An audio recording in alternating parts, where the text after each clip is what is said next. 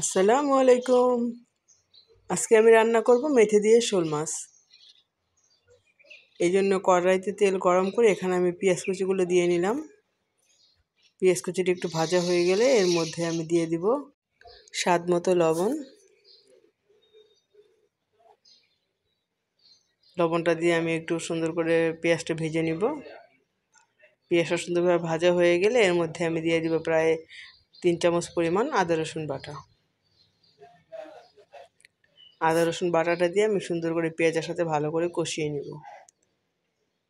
আদা রসুনটা যখন কষানো হয়ে যাবে এর মধ্যে দিয়ে দিব আমি 2 চা চামচ মরিচ গুঁড়া,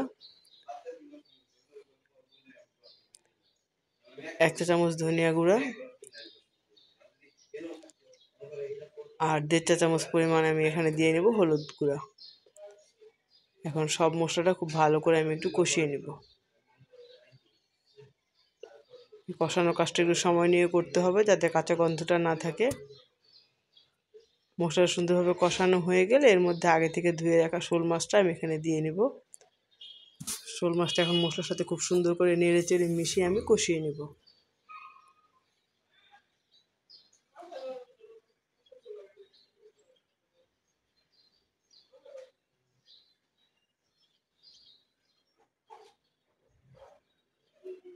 এখন এখানে আমি প্রায় হাফ কাপ পরিমাণ মেথি সুন্দর করে ধুয়ে এখানে দিয়ে নেব। এখন মাছ আর মেথিটাকে আমি সুন্দরভাবে কষাবো।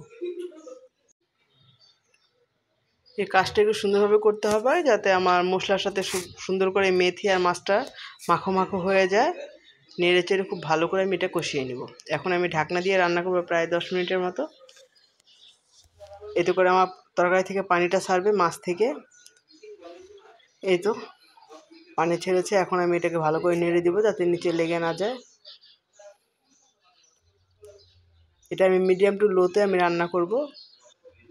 এটা কড়া জাল দিলে নিচ থেকে লেগে যাবে আর রান্নাটা ভালো হবে না।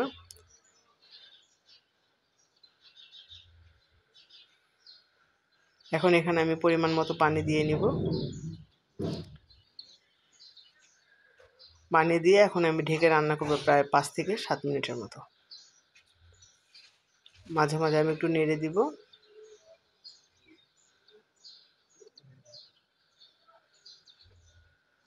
এই মেথি দিয়ে শোল মাছটা খেতে খুবই মজা হয়। খুব সুন্দর একটা রান্না এটা। এটা দিয়ে ভাত খেলে আর অন্য কোনো তরকারির প্রয়োজন হয় না, এত মজা হয় এটা। আর এখানে আমি কিছু কাঁচামরিচ ফালি করে দিয়ে নিলাম। ঝালটা যার যার পছন্দ অনুযায়ী দিবে।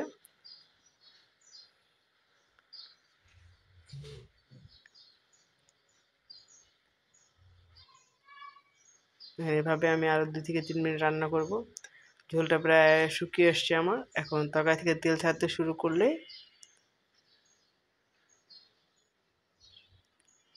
তেল ছাড়তে শুরু করেছে আমার তরকারি থেকে। এখন খেয়াল রাখতে হবে যে নিচে যাতে লেগে না যায়। একটু পর পর আমার খুব ভালো করে নেড়ে দিতে হবে নিচ থেকে।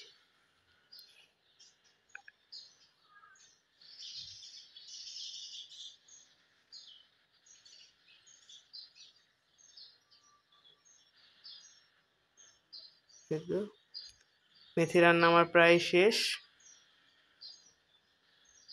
একটু ঝোল শুকিয়ে আমি এটাকে নামিয়ে রাখবো। নামিয়ে রাখলে আর একটু ঝোলটা টেনে যাবে।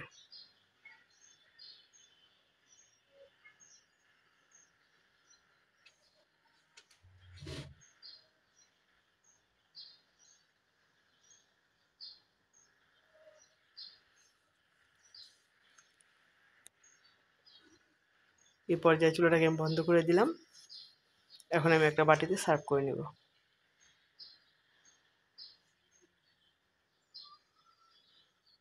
খুব সহজেই তৈরি হয়ে গেল আমার মজাদার মেথি রান্না। এভাবে বাসায় আপনারা অবশ্যই একবার ট্রাই করে দেখবেন। আর ভালো লাগলে লাইক কমেন্ট শেয়ার করবেন। আল্লাহ হাফেজ।